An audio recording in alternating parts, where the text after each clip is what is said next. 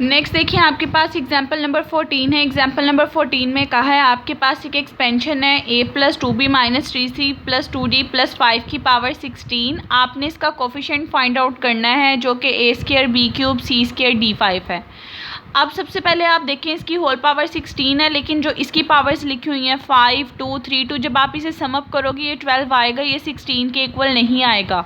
तो ये एक ऐसी सिचुएशन आ गई है जिसके अंदर दोनों की पावर्स इक्वल नहीं होती। जब कभी ऐसी सिचुएशन आ जाए कि दोनों की पावर इक्वल ना हो तो आपको इक्वल करना पड़ता है। इक्वल आप कैसे करते हो, आपने बेसिकली जितनी पावर्स इसकी रिमेनिंग रह गई है एक नया वेरिएबल लेके उसकी वो वाली पावर आपने उतनी लगा देनी है ताकि इसकी होल पावर्स का सम और इसका सम आपस में इक्वल आ जाए। अब देखें सबसे पहले तो यहाँ पे 16 थी पावर बन रही है, यहाँ पे टोटल 12 बन रही है। इसका मतलब 4 पावर है जो कि मिसिंग आ रही है। 4 टाइम और कोई चीज़ ऐड होगी किसी चीज़ की पावर तो दोनों की पावर इक्वल होगी। एक चीज़ का मैं आइडिया ये हो गया कि पावर 4 ऐड करनी है, और सेकेंडली अब किसकी पावर 4 ऐड करनी है, क्वेश्चन यहाँ पे ये बनता है।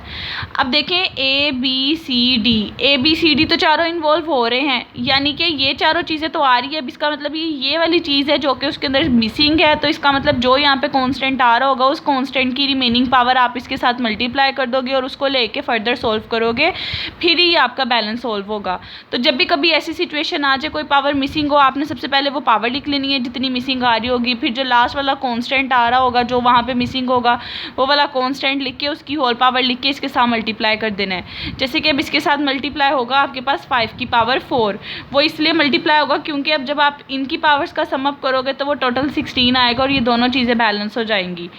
बैलेंस करने के बाद अब आप इस पे बाइनोमियल का फॉर्मूला लगाओगे। टोटल टर्म 16 थी, ऊपर 16, नीचे बाकियों की पावर 2, 3, 2, 5, 4, 2, 3, 2, 5, 4 आ जाएगा। पहला एलिमेंट है a की पावर आ जाएगी 2। सेकंड एलिमेंट था 2b की पावर आ जाएगी 3। अब ये चीज़ नहीं एज इट इज़ लिखनी होती, कोफिशिएंट्स यहाँ से उठाने हैं और पावर्स यहाँ से उठानी है। 2b था, 2b की पावर आ जाएगी 3, उसके बाद माइनस 3c की पावर आ जाएगी स्क्वायर, फिर 2d की पावर आ जाएगी 5 और 5 की पावर 4 तो एज इट इज़ आएगा। करने के बाद अगर तो आपको क्वेश्चन के अंदर कहा है कि कोफिशिएंट निकालने, कोफिशिएंट का मतलब होता है कॉन्स्टेंट नंबर निकालने, वेरिएबल साथ नहीं लिखने। अगर क्वेश्चन में कोफिशिएंट कहा जाएगा फिर ये वेरिएबल्स खुद ही आप खत्म कर दोगे। नेक्स्ट स्टेप में सिर्फ कॉन्स्टेंट्स के साथ उसे लेके डिस्कस करोगे और उसका आंसर निकाल लोगे, ठीक है। उसके बाद नेक्स्ट आपके पास एग्जांपल नंबर 15 आ जाती है। 15 में भी एक आपको पावर बता दी हुई है और साथ में एक बाइनोमियल मल्टीनोमियल बता दिया है। इसकी पावर 16 है। अगर आप 5 + 4 + 2 + 3 + 2 करो तो ये भी बेसिकली 16 ही बनता है। इसका मतलब एक बैलेंस प्रॉब्लम आ गई है।